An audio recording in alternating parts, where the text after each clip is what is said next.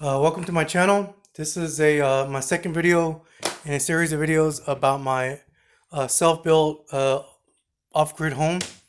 I'm not going to repeat everything that I said in my first one, so if you feel kind of lost, watch the first video. This is the second part of my off-grid lighting. So part of my lighting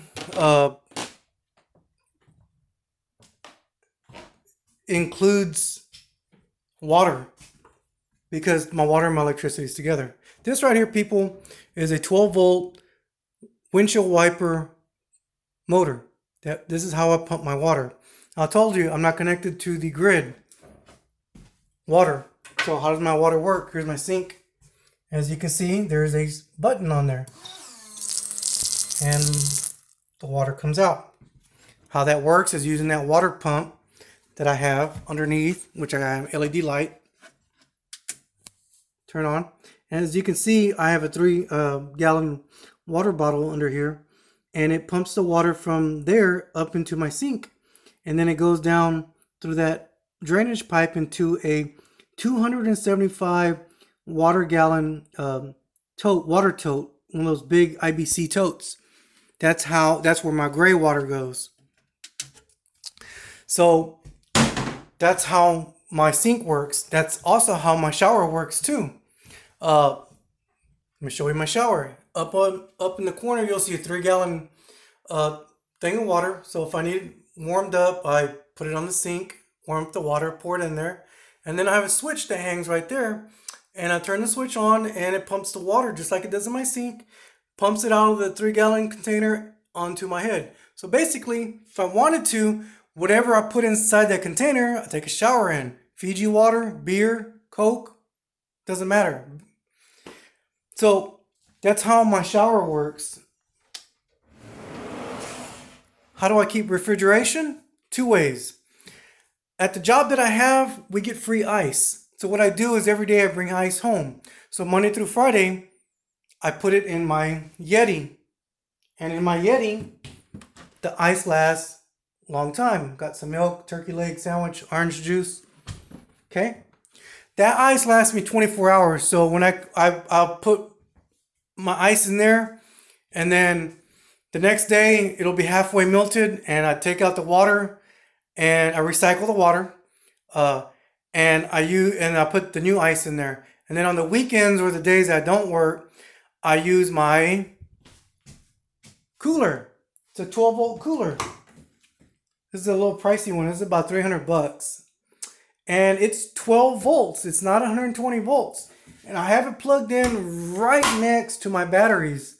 There's my batteries right there. I have a piece of plywood under there, on top of there. And I made sure that it's right next to it. This cooler is really, really cool because it has a cutoff switch that will, if it senses a voltage too low on my batteries, it won't turn on. It'll stay like that. So just in case I do use too much electricity, which has happened a couple of times, it was a cloudy day and I didn't make enough electricity. My cooler was trying to turn on and cool my stuff, and there wasn't the voltage was too low. Well, come to find out that wasn't the real problem. The problem was one of the connection to my batteries was loose, so it was trying to pull the electricity through the wire, and it wasn't connected properly, so the voltage was too low, and it wouldn't cool. It doesn't mean that the stuff in the cooler didn't cool. It just didn't cool to the temperature that I wanted it to. This is a must-have for any off-grid house. Since I don't have a refrigerator, I have a cooler. This thing freezes though, so it works awesome. Another cool thing I wanted to show you was this, which is a remote control. You can buy these for your car. I have one in my Lamborghini, but this one is for my home. Now, like I told you, my house is futuristic, and this is what I'm talking about. Damn raccoon better not be here. Anyway, I was fighting a raccoon earlier.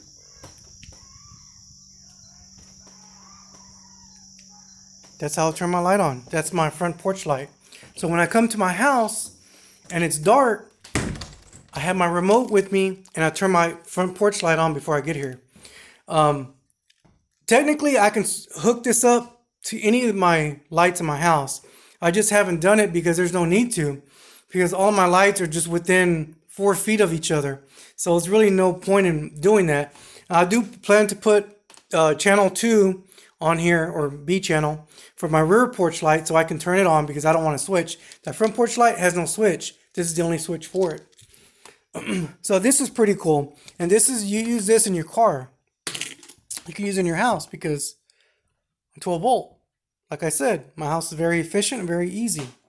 The other thing I wanted to show you, since we're on the electrical part and a little bit of the water part, I'm going to show you my toilet. It looks ugly, but it's not, it's not bad. That's from a chemical that I used. It browned it up, and it looks ugly, but the camera makes it look like it's nasty, but it's not. My toilet's clean. But anyway, what I want to show you is that I don't have running water, right? So how did my toilet work? Simple. It's an RV gravity flush toilet. It uses no water, but sometimes I do need water. And like I told you earlier, I recycle my ice chest water. And what do?